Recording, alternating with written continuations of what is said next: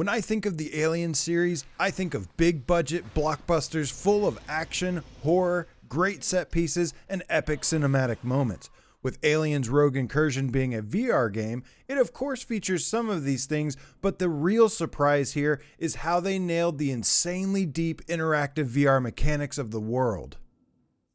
Aliens Rogue Incursion is a 10+ hour story-driven campaign that places you literally into the shoes of a colonial marine named Zula Hendricks, and you'll have to explore and discover the horrifying secrets that are taking place on a research facility on the uncharted planet of Predan. Accompanied by your sentient AI companion Davis-01, you'll work together to make your way into and then through the base, figuring out how to unlock paths while fending off the constant threat of xenomorphs crawling out of vents, ceilings, and appearing out of any tiny crack they can squeeze through, which there are quite a lot of.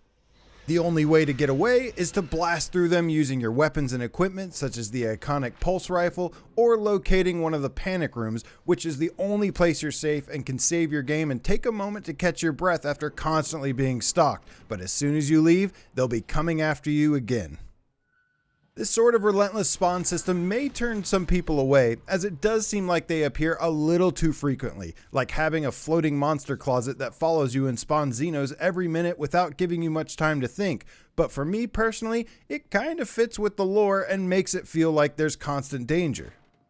Your health and ammo are represented on your wristwatch, weapons can be grabbed from your hip and back and feature full manual reloading, and additional equipment like health stims, grenades, and motion tracker can be grabbed from your arms and elbow, with the exception of some additional items that you can pop up from a menu wheel like your PDF, hand torch, and more.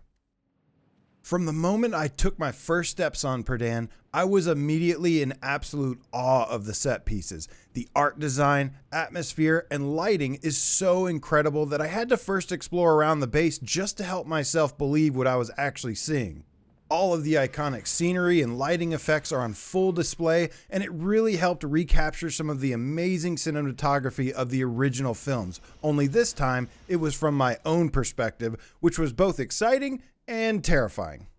But the aforementioned real surprise of the show is how interactive everything, and I mean everything in the world is. It is shocking. Every cup, plate, pan, box is not glued to the environment as usual, can be picked up, and this made for some of the most amazing scavenging, like being able to open the lid off a box, pull it over to peek inside, and retrieve anything to help in this fight, which makes exploring not only a good idea, but crucial for survival. It has some impressive physics on display as well, although it was prone to occasionally bugging out, so it's not entirely perfect. But it's not just the random objects scattered around. I think it peaked for me when I realized that I could grab a facehugger by each individual leg. The level of detail of the immersive mechanics are insane, and by far the biggest standout of the game. There's tons that you'll use and can experience with, and it left me with a state of amazement for the first couple of hours. As far as the technical side of things go, the game does seem to be using reprojection, which can cause ghosting, but to be honest, it was hardly noticeable to me, likely due to it being a darker setting. There was also zero Mura that I noticed, which will be welcome news to many. But one thing, however, is that although it seems to be using some kind of foveated rendering, it also does seem to be running at a slightly lower resolution. It still looks great overall to me, especially with all the excellent lighting and set designs, but some may notice it more than others in places, as well as a little bit of visual artifacts in the LOD. Lastly, it also takes full advantage of the haptics, adaptive triggers, and headset rumble, which is very nice. So after completing the 10+ hour campaign, there is one thing that is clear to me. Aliens VR was made for the fans of the series, by the fans of the series, but also by extremely talented VR developers that understand how immersive and interactive features can really enhance the VR experience, and they took full advantage of it. The game is not perfect in every way, like how some may find it to be a little too straightforward and repetitious, and it actually turned out to be a part 1 which was unexpected, but I hope some of the additional things I wanted to see make it into the sequel, and how although there are some really cool epic cinematic moments that were executed to perfection, I do wish there were a few more to break up the constant loop of running around the facility trying to open paths and bring a little bit more excitement to the story.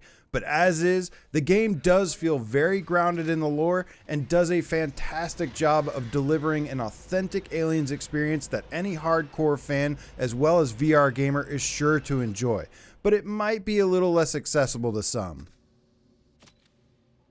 Thank you all so much for watching. I hope you enjoyed the video, and I'll see you on the next one.